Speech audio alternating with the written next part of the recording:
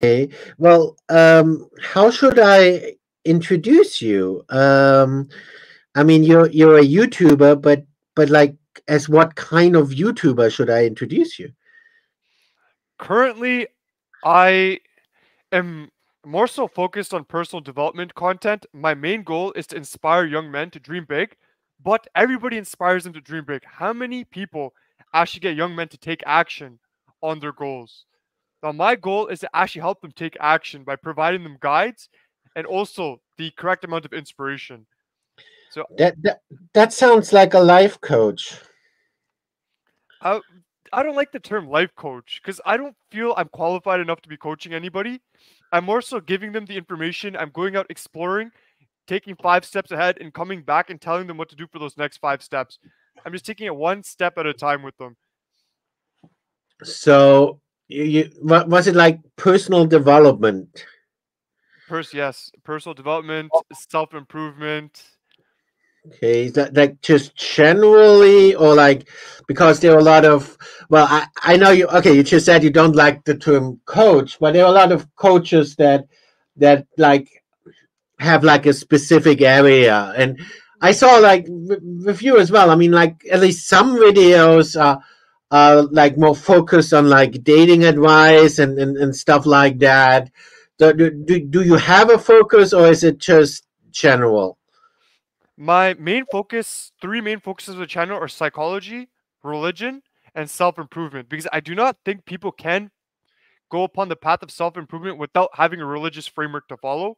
Now, most of the videos I use are hooks for young men living in the West. A lot of young men in their 16 who are from the ages of 14 to 20, the main thing they go on YouTube for is what? Information on how to stop masturbating, information on how to destroy their social anxiety, information on how to date. I've gone through the whole dating, man whoring phase. I don't find it beneficial. In all honesty, it ruins the soul of a man. For example, this entire red pill movement, it's essentially broken men creating broken women. And that's a cycle that perpetually creates more broken people in society. I want to stop that cycle. How? By telling them, look, there's more to life than women. You have purpose, chase your dreams, chase your aspiration. Don't get stuck on such a small facet of life. Yes, women are important. However, you must treat them with respect, dignity, and understand that they're their own separate people. And now, how do you get the right framework to do that by? Now, that, in my opinion, comes down to religion. Now, we live in a society where they've killed religion. Why do I believe they've killed religion? The reason why they've killed religion is to give power to the state. Now, why does the state itself want power? Because state is run by people who are corrupted, who are motivated by self interest. The reason why they're motivated by self interest, now, this is my own controversial opinion, it's the way democracy in the West is set up. Now, I'm not the type to say, okay, communism. I'm very, very anti communist. I dislike communism. I do not want centralization of any state because I myself do not trust the state to do jack shit. They can't build roads properly. In Canada, it takes them about 4 years to even fix a small issue on the highway. How do I expect them to solve my daily problems? They take my tax money. What do they do with my tax money? I don't see any tangible results for my tax money. Well, that's the one thing that the country that I live in is actually good at. But that's it, though. I mean, I have to give them that. I mean, the state in my country is good at building roads, but that's it. Yeah, and that uh, comes down to, sorry to interrupt. yeah, no. Go ahead. That I believe comes down to the in Germany, your values are based on efficiency and productivity. Would Is that correct? How do Mine on. Maybe those of other people, but it certainly doesn't apply to me. Fair, fair, fair. But I think then you're again, very efficient and productive. yeah, no, I'm not very efficient and productive. No, I wouldn't say that. But then again, I'm technically not German. It's complicated. Fair, fair, fair, fair. Yeah, when I think of German manufacturing, like Audi, when I think of Mercedes, when I think of any German automobile company, the first thing that comes to my head, efficient, productive vehicles. So I'm expecting Germans to have the roads done. Whereas in Canada, when I think of a Canadian anything, I think, oh, okay, I don't know. I don't know. I don't want to get your channel banned. I think right away, incompetent. Why? Too much bureaucracy in this country. For example, I shadow a doctor because my aim is to become a psychiatrist. the first thing he points out is I want to start a clinic in where I'm staying, but I have to go through so and so hoops with the government, so and so bureaucracy, get so and so licensing to ensure that I get my clinic up and running. Now, there's a perfect balance in life. Everything, there has to be a balance. Yes, there should be a level of asking questions at the municipal level to ensure that general benefit of society or the general benefit of that municipality. But when you have so many hoops and balance to get something done, it prevents foreign investment into that area.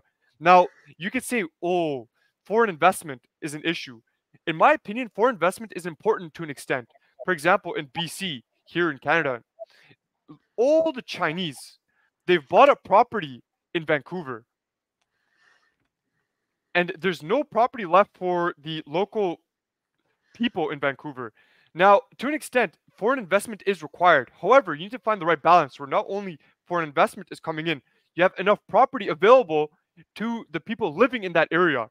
Because the most important thing for any government, any municipality, is for the benefit of their people, not for the benefit of themselves. But obviously, that's not the case. That's obviously that's maybe how it should be, or how it's promised, but that's not really the reality. Obviously, you mentioned wanting to become a psychologist. Psychiatrist. Oh, psychiatrist even. Yeah. So wait, you that does that mean you're studying medicine? Well, I graduated undergrad. I finished undergraduate in Canada with biology and med sci. Now I'm looking to apply to the States for medical school. However, right now my main focus is to get the YouTube channel launched and with business because I don't want to go to medical school without having income available. And also the loans in the US are very, very high to pay for. Now, if you want me to go into the reason why I become a psychiatrist, I'm always open to talking about that too. Well, if you want to talk about that, sure. Now, the reason I want to become a psychiatrist, thank you for asking, is my mother, she actually suffers from schizophrenia. And I remember the treatment the psychiatrist gave her was very, I did not believe it was up to the par that was required. I am very opposed to allopathic medicine in the sense that you cannot only treat the person based on their symptoms, you have to treat them in a holistic lens vis-a-vis their human condition because humans are more than just the issues in terms of their neurotransmitters or issue in terms of their hormones. We're spiritual creatures that require spiritual healing. Now, as a psychiatrist, I don't want to just give out medicine and tell them, look, just take this antidepressant and in about 2 weeks you'll be fine without telling them about any of the repercussions in terms of the, I'm missing the word right now, the side effects. I want to tell them, look, there's side effects to this medicine. Now, there's another option. You can take this psychotherapy. You can do psychoanalysis. This can also benefit you. I don't want to just send you into a mental asylum and expect the mental asylum to help you. When people go into a mental asylum, in my opinion, psychiatric hospitals are set up in a way where it makes people more depressed. You're literally stuck in prison walls. Now, obviously, there's a famous quote: "Is when they put you behind bars, one person sees mud, the other sees stars. But the person that sees stars is very, very rare. And that's all dependent on the values the person has. And not a lot of people in the West have those values available to them. Now, why do people even go to these places? They go to these places because they need help. And you cannot help a person when they literally look like they're in a prison cell. And What what what kind of mental institutions do you have in Canada? I honestly, they're very strange because I volunteered in a couple and I would sit there and go like, if one of my family members was suffering from a condition like my mom is, I would never let her stay here. The conditions are terrible. Everything it's regulated by nurses. They don't have any semblance of freedom. Nobody really trusts them to do anything. But yes, they have mental conditions. However, if you want to give somebody the opportunity to improve, then you need to allow them some semblance of responsibility to change. I um I used to work in how do you say this in English? Mm. Can you say this? Because I only know that term from Batman. We called it forensic psychiatry. Yeah. Uh, but the English term I heard from Batman is asylum for the criminally insane. Do you usually say that in English?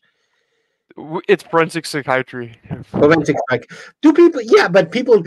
Yeah, I mean, you know that because you want to be a psychiatrist. But do average people know what forensic psychiatry means? The average people think 2 + 2 is 5. Yeah. Okay. Well. so anyway, I did used to work there, and so yeah,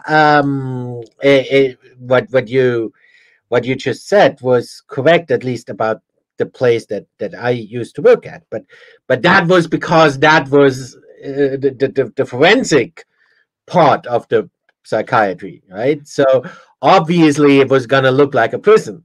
That was kind of the point. so, but with if you haven't committed a crime, then they do try to make it look nicer than that, or at least they should. For I think it's a microcosm of of a macrocosm of society itself. They try to make it not look like it, but in actuality, we know what it is.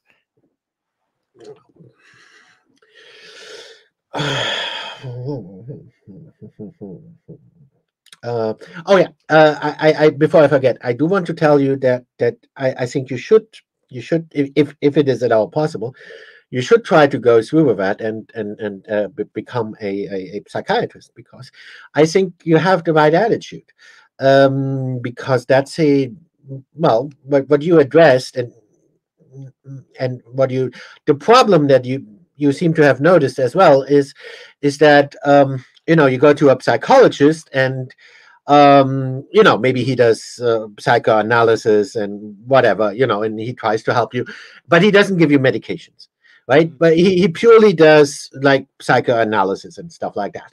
You mhm, go to a psychiatrist, he doesn't do psychoanalysis, he only gives you medication, right? But there should be there should be, I mean, the more obviously the most effective way would be to do a combination of both, but there isn't really something in between, or someone who does both, you know and obviously your goal is to be more holistic and do both, and I think that's a good approach, and I think we need more psychiatrists who don't just rely on medication, but also do what a psychologist would do, and integrate that, and be more holistic and do a holistic approach.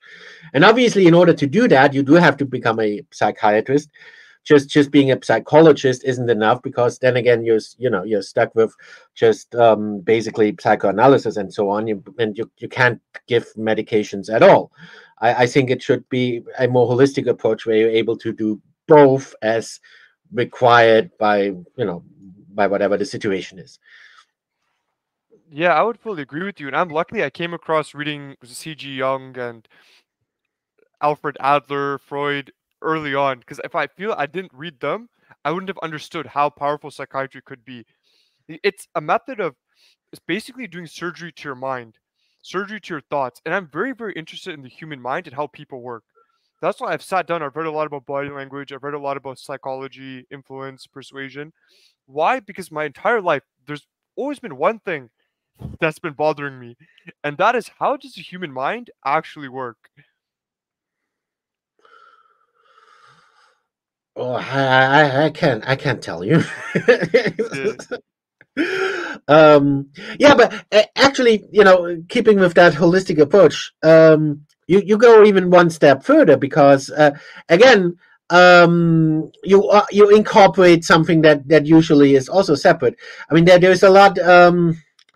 There are like a lot of religious. How do you call this? Like, um, well, all these are usually separate, right?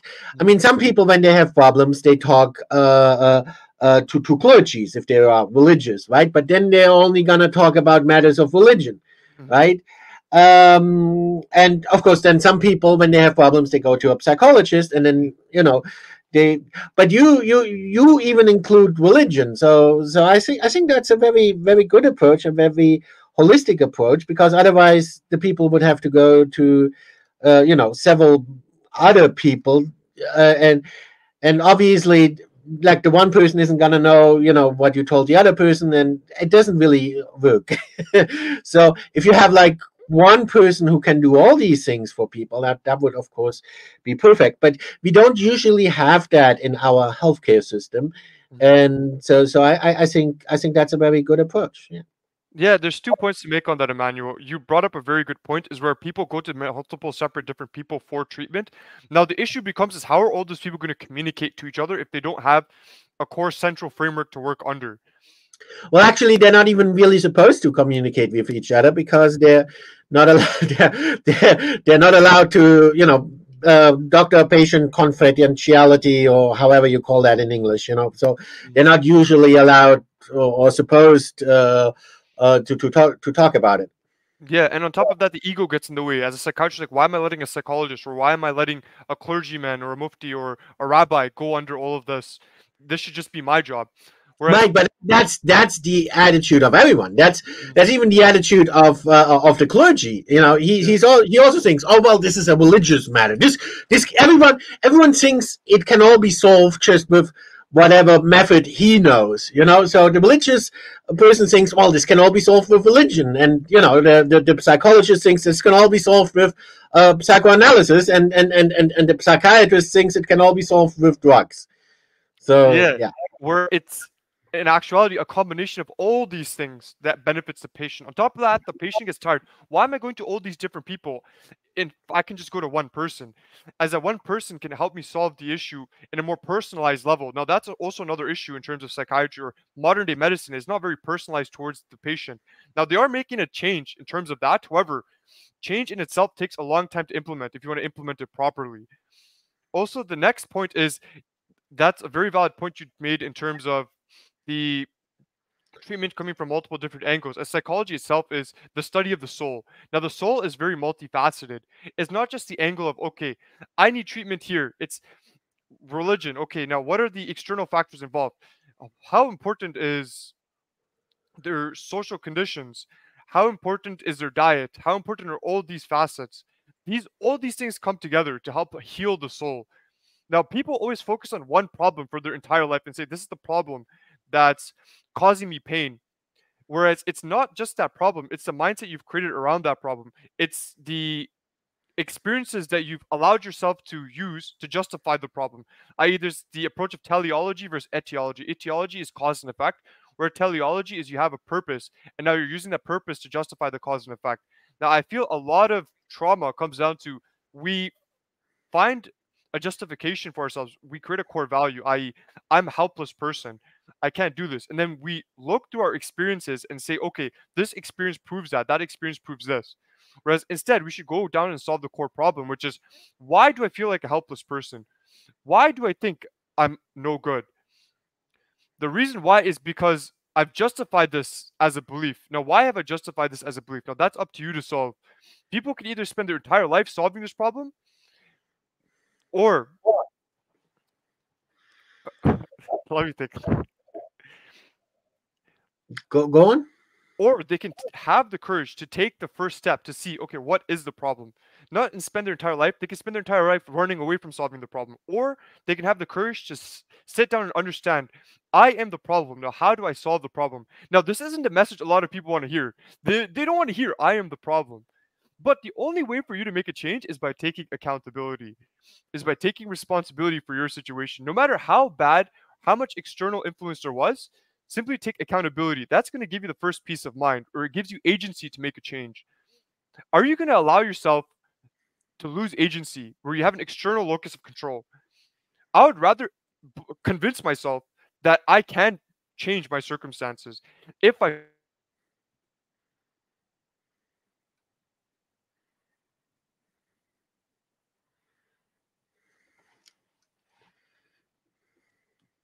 Hello? Yeah, I think there was a bit of a glitch, or like lag. The last thing I heard was, I rather believe that I can change my circumstances. Yeah, I'd rather believe I could change my circumstances. Now, this, as we discussed, it may be more of a Gnostic belief where I'm basically convincing myself that this is that. that I'm under this sense of an illusion. However, me convincing myself, I feel that it's better than if I give agency to other things. But I'd rather Okay, blame okay, myself and use that to make a change rather than blame somebody else and never have that change occur. okay. Maybe I should explain something because um, so people might not know that because okay. So I'm gonna explain the whole thing. So we actually did. Was it like 2 days ago? Yeah, I think 2 days ago. We did another stream 2 days ago where you asked me questions and I, talked about myself.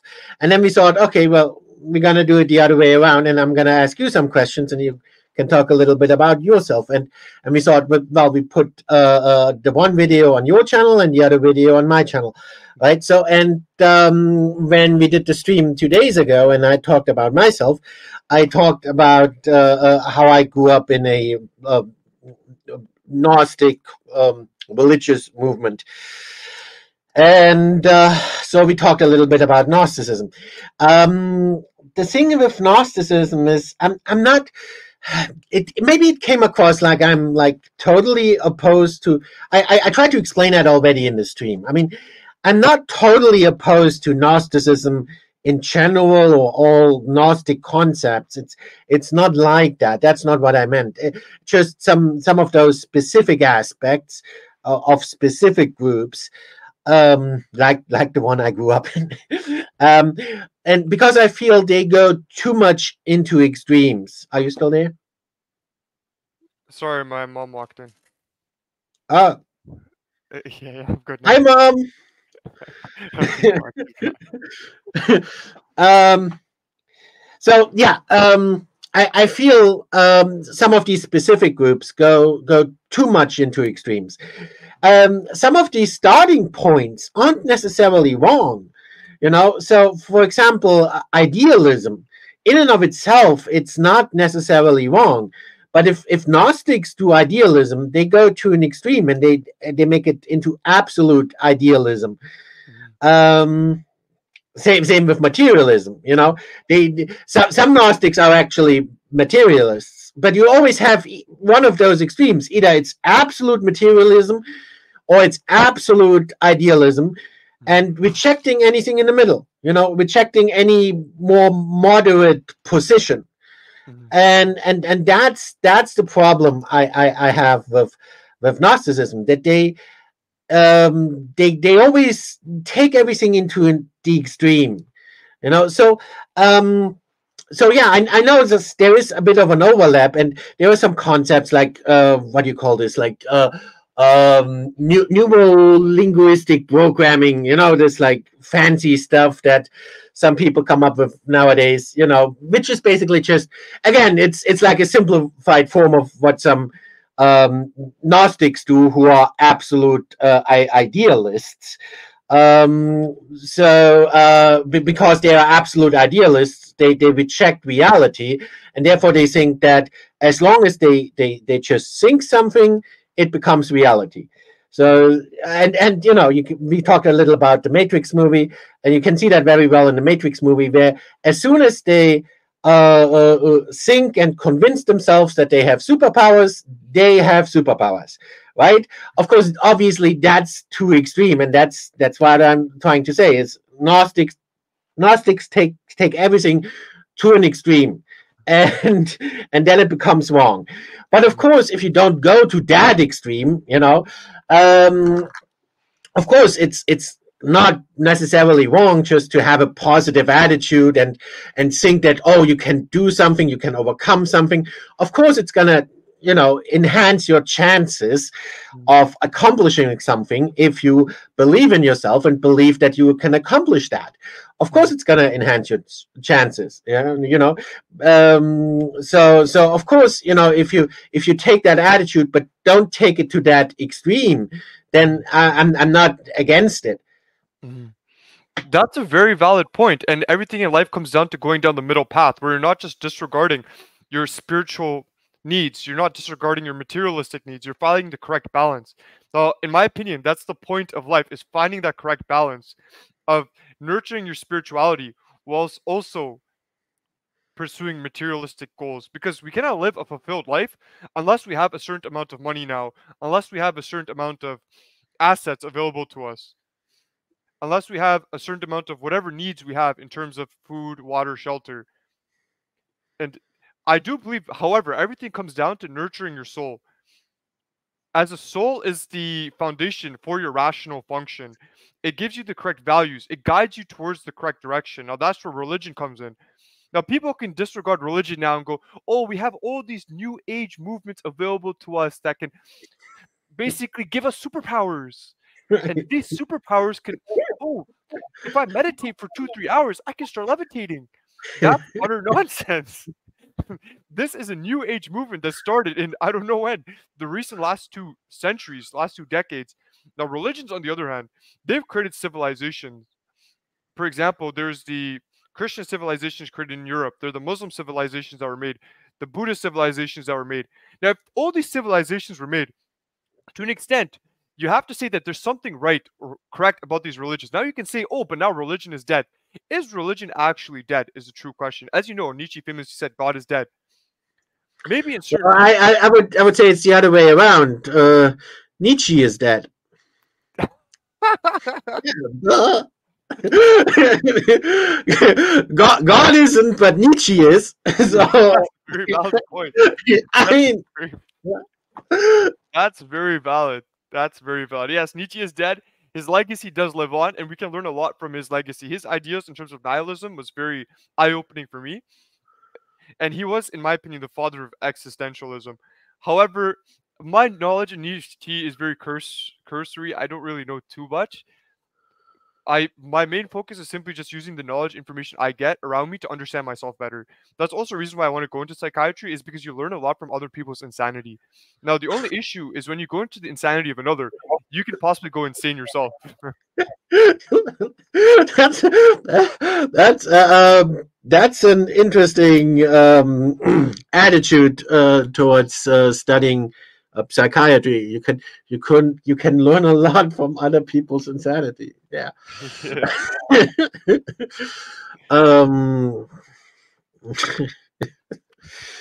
um, well, maybe the most important thing that you can learn is that, of course, you can't help everybody, and um, yeah, you can help some people, and that's, if during the course of your career Mhm. you always you just help one person, that's Mhm. already very good. And of course, you're not just gonna help one person.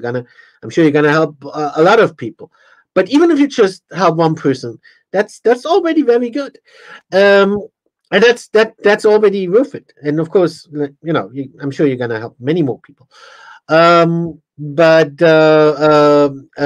that also means that there are gonna be, of course, no matter how good you are, there are gonna be some people whom you can't help. And maybe the most important thing to learn is to, you know maybe not accept that, but um you can offer help to everybody, and you should. But there are always going to be some people who don't want that help, or who are incapable of accepting that help. Mhm. um it's important to not dwell on that. That Mhm. doesn't mean that you did anything wrong, and that you're not qualified, or anything like that. Don't take it like that. And you mustn't, because then it's going to hinder your own progress. Mhm. You just move on to the next person who is willing to accept help. Yeah, and I had to come to terms with that very early on in my journey. Now, are you okay if I delve into a bit of a story? Go ahead. Now, 2, 3 years ago, I had the opportunity to go abroad to work in a hospital, volunteer in a hospital, where I got to observe the ingoings and outgoings of what occurred in a third world country. Now, in the third world country, I'll most likely to, for confidentiality reasons, I'm not going to go into what country that was. Now, I remember working in the hospital. It was in the neurosurgery ward, and my job was simply to sit down and observe and to ensure that I was not interfering with what the doctors were doing. And I remember one particular patient. Now, this patient was 1 to 2 year old child that came in with the subdural hematoma. And how that happened was the baby fell off its crib and it was rushed to the hospital. And I remember for 6, 7 hours, I was wondering, how are they going to save this baby? How are they going to save this baby? And at certain moments, I had hope. I literally had hope. Oh, the child's going to survive. And then they tell me, okay, about 4 a.m. at night, I decide I've had enough. I need to go to bed. I wake up the next morning, I come back, and I see the baby's mother bawling her eyes out, and it hit me. They couldn't save the baby. And that's when I realized I cannot save everybody. I can only save those that God has given me the opportunity to. I can give them the message. I can tell them, okay, this is what you can do to help yourself. However, it's up to them to make that choice. And not only that, in certain circumstances, you cannot do anything. You must simply accept, like amor fati, love and accept fate. You must accept what happened and learn from it. And in that moment, I learned that I cannot help and save everybody. I can only go about accepting what occurred and using that as an opportunity to grow myself.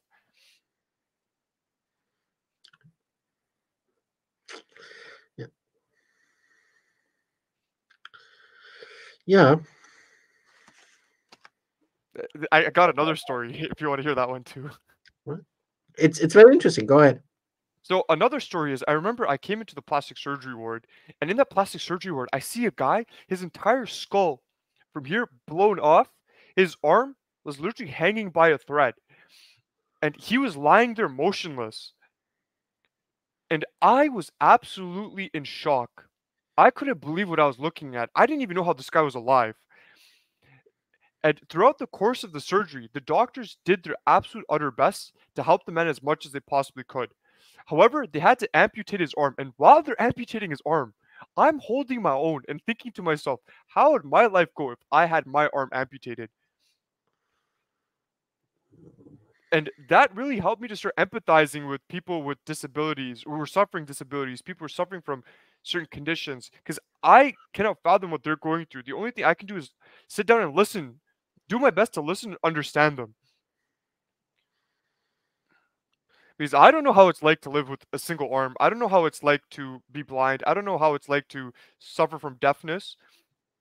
That's an experience they've gone through. And all I can do is sit down, listen, and learn as much as possible to be there for the person. But believe it or not, that's already lot of help actually, and I really mean that. I mean that's that's the whole reason why they are like crisis hotlines and like suicide hotlines. Mhm. I mean, because even in such difficult situations that people go through, it helps to just have somebody who just listens to you. Mhm. The crazy thing is I actually volunteered on a suicide helpline for a little bit myself, and that was an experience I learned a lot from. If it's okay, I could go into a couple more stories about the suicide hotline and some Go ahead. experiences I had. Yeah. I mean, I'm sure you know to generalize it and not like give specific names or anything like that. Yeah. I'm sure you know that. So, but yeah, it's I think these experiences are very interesting and Mhm. also maybe helpful for other people who think about doing that. Yeah. I'll go into one specific one because this was one of those experiences that really left an indelible impact on my life, or a very specific mark on my life. Now, I honestly never thought I was having too much of an impact on the helpline because I didn't understand the importance of how important actually sitting down and listening to people was. I thought that, yeah, all I'm doing is listening to them. I'm not really providing a solution. But one day I got a call at about 2, 3 p.m. And on that call, the person tells me that the person wants to end it all. And I had about 2, 3 seconds to decide, okay, what does this person need? And I remember reading somewhere that the one thing that helps the most is actually sitting down and listening to what they're going through and empathizing with their situation. And the entire call, I sat down, I listened to what the person was going through, I empathized with their situation. I didn't provide any solutions. I would just provide a helpful listening ear. And at the end of the call, the person tells me, "You saved my life." Oh, And that's when it hit me. Yes, as you stated, Emmanuel, listening and empathizing with the person are probably the two most powerful tools anybody has in their repertoire. Not to manipulate the other person, but to generally help them. Because I really don't want to go about manipulating patients into doing things against the role. I want to be able to help the patient become the best version of themselves, to become the person they want to be. And the only way I could do that is first sitting, listening, empathizing, and then saying anything else. Because a person needs to fully understand that there is somebody out there who will listen to them. As when you have somebody to listen to you, then you know they truly care about you. right, right. And also, a lot of times it seems like the people are asking specific questions, Mhm, or want specific answers. And of course, if you know the specific answer, that and you can provide that to them, that's great. But what's even better is to, instead of directly telling them, because in a lot of cases that actually makes it more difficult for people mhm, to accept the solution. mhm, You have to make it so that they reflect upon their situation and come up with their solution themselves, mhm, and with the solution that is best for them. Because even if you know the solution, there might not be the solution. There might be more than one way to approach whatever issue it is, mhm, right? So whatever is right for you might not be right for them. mhm, So it's much more effective, and it makes it much more easier for the other person to accept a solution, is if you can help them to come up with the solution themselves. mhm. Yeah, and that's a very valid point. I fully agree with that. It's you cannot force anybody to do anything. The only thing you can do is to help them reflect and reach the answer themselves. And that comes with understanding that you yourself have no agency over what another person does. The only person that does have agency over what another person does is God. All you can do is simply help them, listen to them, and once they're receptive, provide them a solution. You have to be able to an extent trust in God and believe that He will provide the other person a solution. He will provide you the solution. Now, there's a famous quote. It's that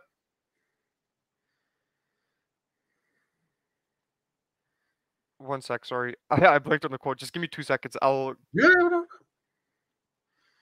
that. Do you not believe if God sees the darkest ant at the darkest period of night on the darkest stone, that you will not hear and respond to the prayers or the needs of a faithful servant? Is that an Islamic saying? Yeah, Islamic or Sufi saying.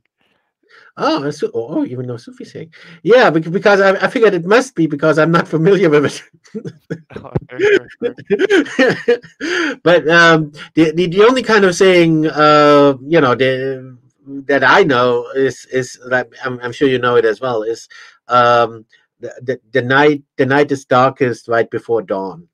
Yeah, the night is darkest right before dawn. It's like before every hardship, there comes ease.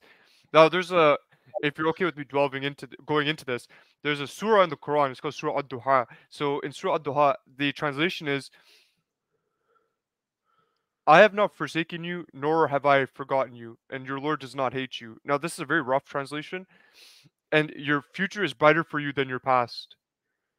And every time I go through dark moments in my life, I go back to that passage and I read it and I say, yes, I'm going through difficulty right now, but I should not lose hope.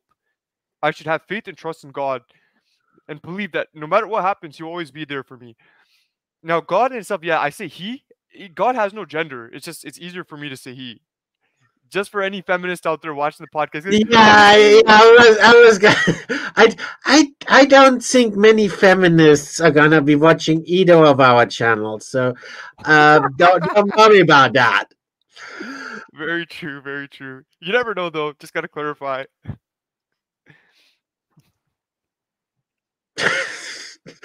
There are actually a lot of feminists nowadays who try to argue that God is female. I think it's utterly ridiculous because God is not. In my understanding of God is this. and feel free to disagree with me. I do not believe God is some anthropomorphic figure sitting on top of a throne in the sky. He's a man, he has arms, he has this and that. No, I think God, he is a being that's all merciful, who exists everywhere and nowhere at the same time. Now, that might be a bit esoteric of me to say. It's that he's not a person sitting on a throne. God is something that's unfathomable. Our human intellect cannot understand it. Can understand him. So therefore, God speaks to us in terms we can't understand. That's why in the Quran or in the Bible or in the Old Testament, the Hebrew scriptures, God talks about he anthropomorphizes himself. Why? In order to have the person better understand God. Because God knows humans will not be able to understand if he starts talking about this and that and that and this, about how he actually functions, especially at that time where science was not as far advanced as it is now. So he's going to speak to people in terms they understand. And that still stays to this day. Why? Because we have remote tribes, we have Bedouins and we have people even in our societies in Germany, in Canada, that they don't really have much knowledge of science. And the only way you can relate to them is by speaking to them in a language they understand. That's why God didn't send down angels, because nobody's going to look at an angel and relate to them. He sent down the prophets he sent down were men.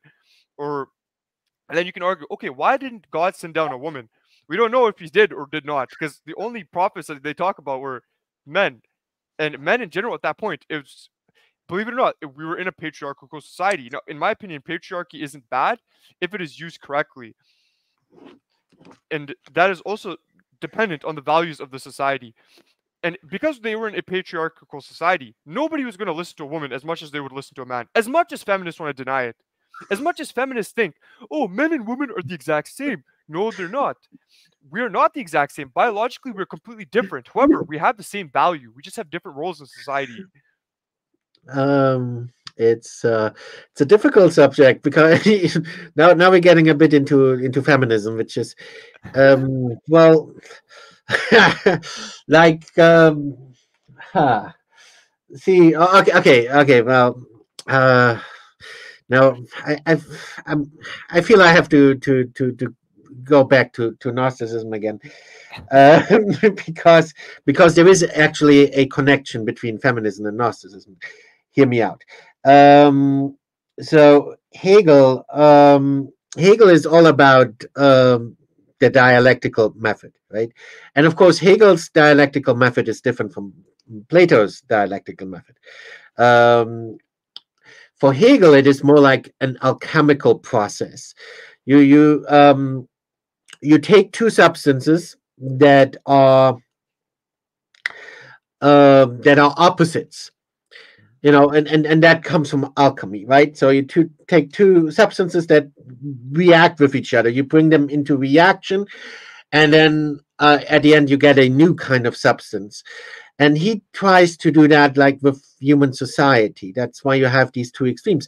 That's why even Hegel's philosophy himself, well, right off after Hegel, you have the young Hegelians and you have the old Hegelians. They're both Hegelians, but they're in opposition to each other. And they have opposite standpoints, even though they are both Hegelians.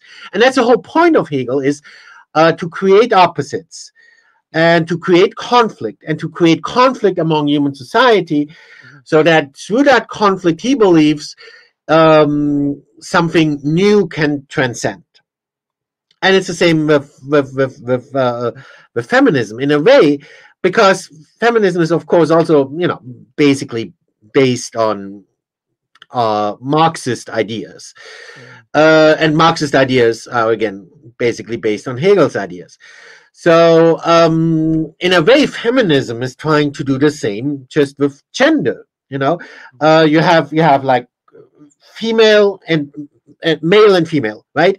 So that's basically all there is, but that's all you need. And of course, they make it a bit more complicated nowadays with having more genders than that. But the point is that they bring them in opposition to each other. They weren't in opposition before. They were not,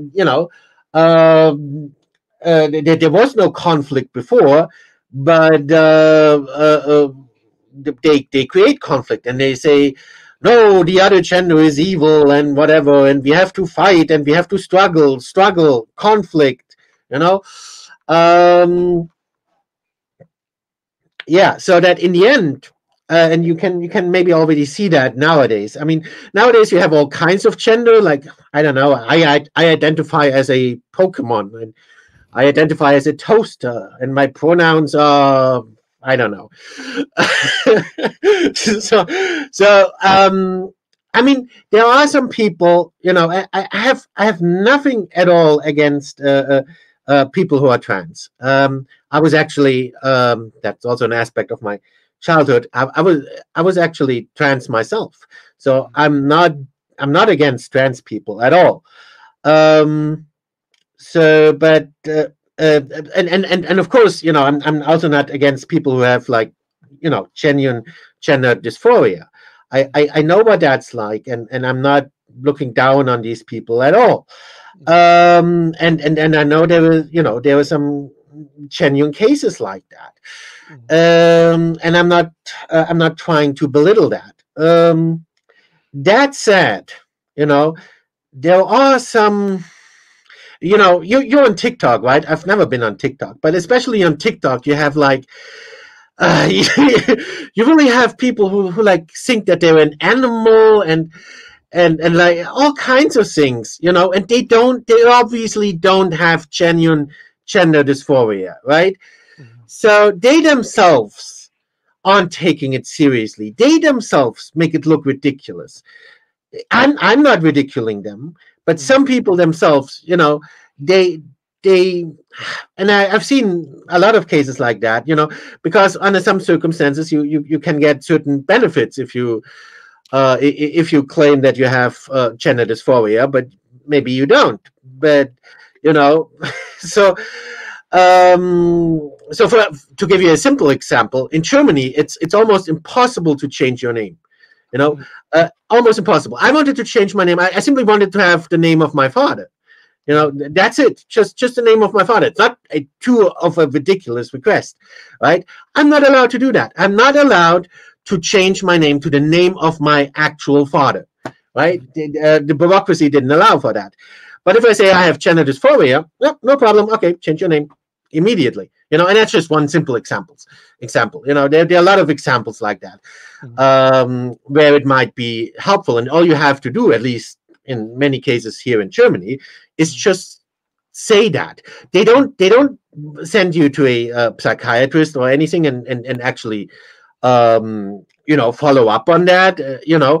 In a lot of cases, not in all cases, but in a lot of cases, especially when it comes to more simple things like changing your name, all you have to do is just say that. So if I were to say I have gender dysphoria, okay, then I can change my name.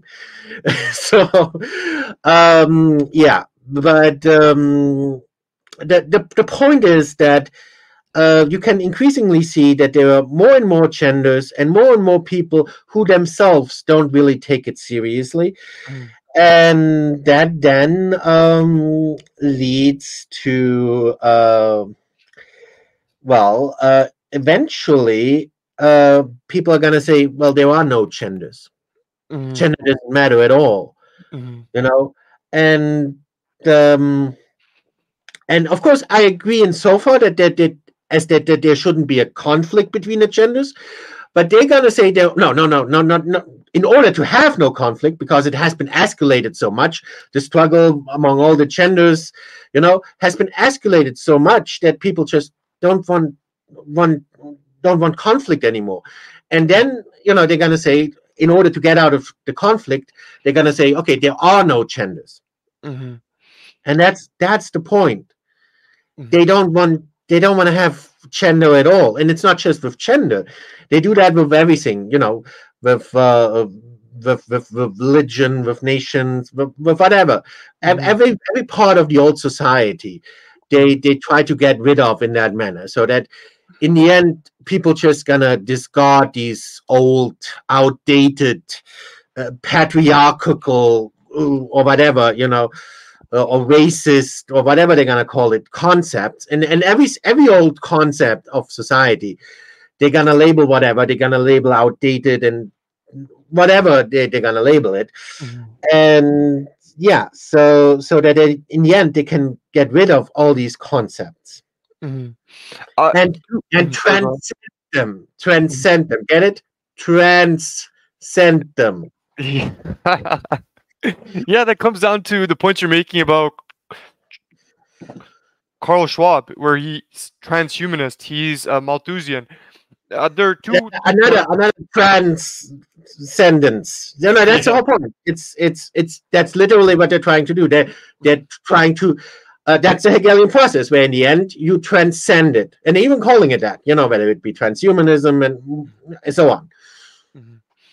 Yeah, and there's 2 points I'd like to make on this. The first is the reason why so many people attach themselves to a movement nowadays is because they lack purpose, and when they attach themselves to a movement, that movement itself gives them purpose. Now, in terms of these modern day movements, without naming any movements in particular, the reason why it all comes down to, as you stated, Marx's ideas, postmodernism. So why do they want to spread postmodernism? The idea that reality itself is subjective. It's for the state to define what reality is itself. That's why I do believe reading 1984 and Brave New World are very, very important because it opens your eyes to how society itself works. Now, the first step towards creating a society very similar to Oceania is what?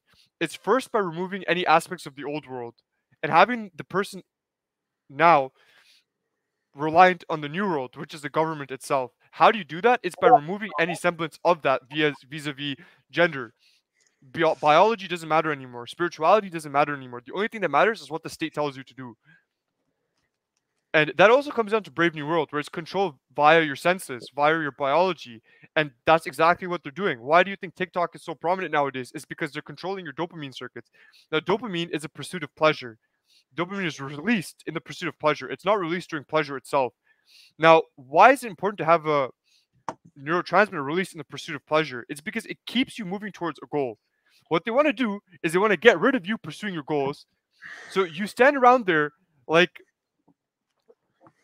one of those obese people or one of those people in the Matrix sitting in those tanks, getting your energy sucked out of you for use for whatever they want to do with you. Now, you might think this is dystopian. I'm being a quack. I'm talking all this nonsense. Simply do your research and put yourself 7 generations ahead because the people that rule this world or the minority that rules this world, you can deny it as much as possible. There is a certain group that is directing the world in a certain direction.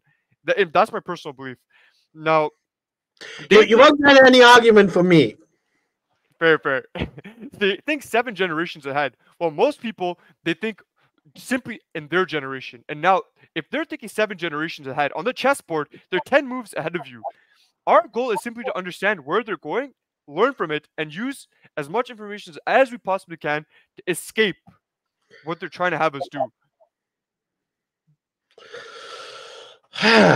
Well, that of course, yeah, that's difficult. Of course, it also depends on what you mean. Do you want to escape from it on an individual level? That's relatively easy to do, especially if you can kind of see what they're doing. And it's not difficult to see what they're doing or what their plan is or what their next step is because they can't help themselves. Like Klaus Schwab, you mentioned him, and of course I'm his biggest fan, and I love reading his books. Yeah, I love reading his books because you don't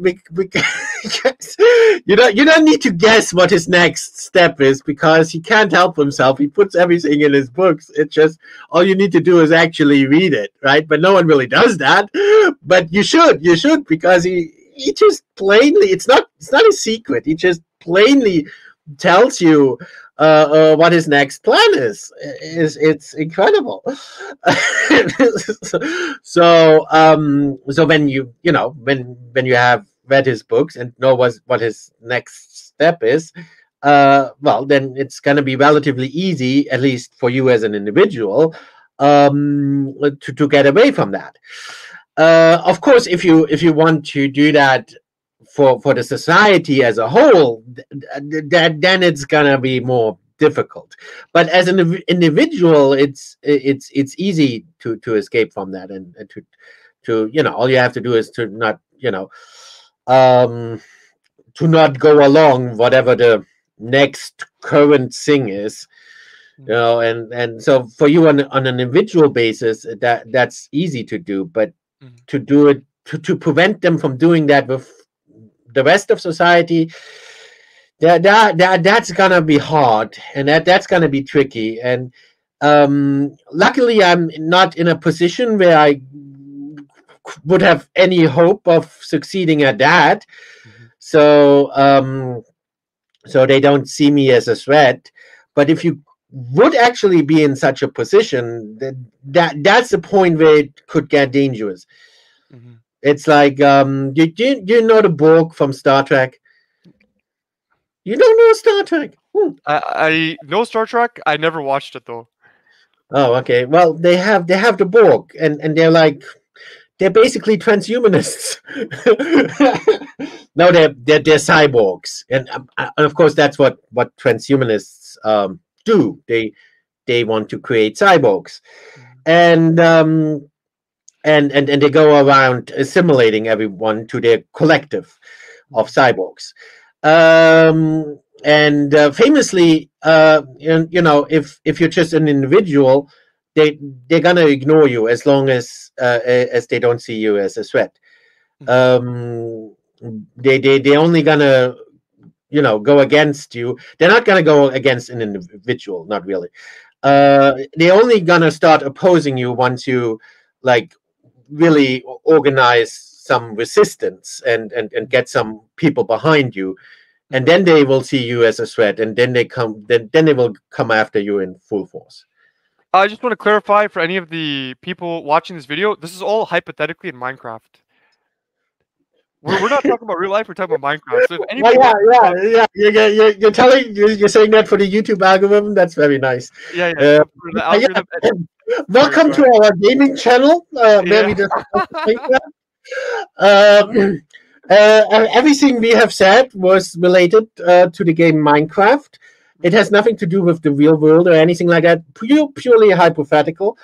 Mhm. And please, YouTube, don't demonetize me. Yes, but I'll Mhm. take the risk anyway, right? So Fair. It's yeah, all just thought experiments. It's just a thought experiment. A thought yeah. experiment where I'm not.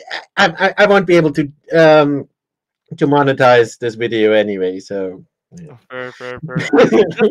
Just in case later on they come and make clips of us and post it. Remember, this is all just a thought experiment. Yeah, I know a guy who actually does that. He created a gaming channel, Mhm. even though he's not a gamer. I don't think he even played a game before he started his gaming channel. He's like the least. What's the opposite of a gamer? I don't know, but he's not a gamer at all. Before he started his YouTube channel, I don't think he ever played a game in his life. So he starts this gaming channel, and he Mhm. only and it's purely a gaming channel, Mhm. and he only talks about games, but actually it's all a ruse. And he and he really, he talks about political things, like he talks about Marx, but Mhm. he has one video, for example, like where he talks about Marx. He also has a video where he talks about Gnosticism and all the same stuff I'm talking about as well. But he always connects it with a video game. So when he talks about Marx, he talks about Mario Kart and finds a way to connect Mario Kart with Marx. Oh, that's smart. And he does that purely for the almighty algorithm, and it seems to work, because of course actually that wasn't his first channel. He had a channel before where he talked about these things directly, and it Mhm. didn't work because well, it was deemed too controversial. Mhm. uh, so yeah, now he just finds a way to connect every topic he actually wants to talk about with some video game, and it Mhm. seems to work. It's very true. That's the one thing that's very annoying in terms of YouTube is you always have to censor yourself. I do not like being censored. I think society you need to have freedom of thought. You need to allow people to expose or talk about their stupid ideas in order to have it exposed. However, as you know, you have to suffer the consequences of what you say. That's why if you have somebody who's for example, hypothetically in France, if you have somebody making cartoons of a certain prophet, you have the freedom of choice to do that. However, you must suffer the consequences because there will be people who will go after you for it. And you can't blame them because they might go through some mental illness. They might be suffering something else. You suffer the consequences of the freedom of your decision. That's my personal opinion on it. You have freedom of choice. You should say whatever you want. However, don't blame people for their reactions. That's completely up to you to deal with that situation. I didn't think you would go there. That's so that's too controversial even for me. So Oh, I'm I'm not gonna sorry. I'm go. sorry. I'm sorry. I'm not gonna touch this with a 10-foot pole. Fair enough. Fair enough. I'm just talking hypothetically speaking. Yeah. In the game Minecraft, it's Yeah. not the real France. It's the France in Minecraft. Yeah. It's a France in Minecraft. It's a France in Minecraft. Like I'm saying, I'm a free freedom of thought absolutist. I'm a free market capitalist. You should have the right to do whatever you want. The only issue is if you have the right to do what you want, if you have the freedom of thought, freedom of expression, suffer the consequences of your freedom of thought, freedom of expression. Don't expect there not to be a reaction for what's happening. Is that reasonable? You're talking about a reaction on an individual basis. You're basically saying you don't need the government to tell you what to do. And if someone does something bad, you know, people can react to that on their own. Yes, to an extent. I believe that it's not only that, it's if you do an action, for example, if I go to the gym when I'm sick and I throw up, I have the freedom of choice to go to the gym. That's completely up to me for throwing up in that gym. Or, for example, I decided What, to, what a strangely specific example. Go on. yeah, for example, if somebody steals something, then they must suffer the consequences of stealing that thing. Now, my issue is obviously there has to be some sort of governing laws in place. However, laws should not restrict freedom of expression. They should not restrict freedom of thought because the only way for society to move forward in general is by allowing people to say what's on their mind and to have dialogue and debate, to not expose but to learn. I think we live in a society where it's very polarized due to, as we know, the Marxist ideologies that's very prevalent today. I believe polarization in itself is good. However, you need to be able to talk to the other side in a civilized manner. I can disagree with, hypothetically in Minecraft, a feminist, or hypothetically somebody of a different persuasion. However, I need to be able to sit down, listen to their perspective, learn from it, and see is there any way I can change my own perspective from what they've told me. Because that in itself allows for cohesiveness in society. We can have differences, but we must learn from those differences. Right. And the problem with censorship is that it makes debates impossible. And then if you can't talk with people about certain topics, it just polarizes everyone even more. Yeah, and in general, as you stated, we cannot take anything to an extreme. There always has to be a middle path, a balance towards life. Polarization to an extent is important. However, you cannot take it to an extreme as we are in today's society. Everything is an extreme nowadays. That's one thing I find very annoying. Everything is legitimately an extreme.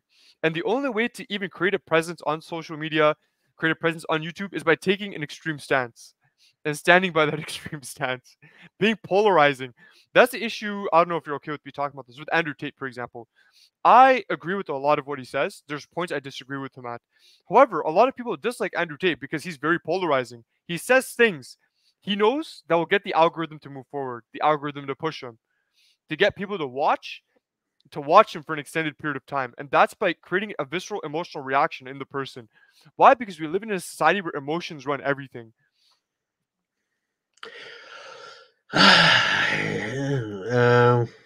Hmm. Maybe in closing, since I've been on YouTube for almost 18 years now. Mhm. So um,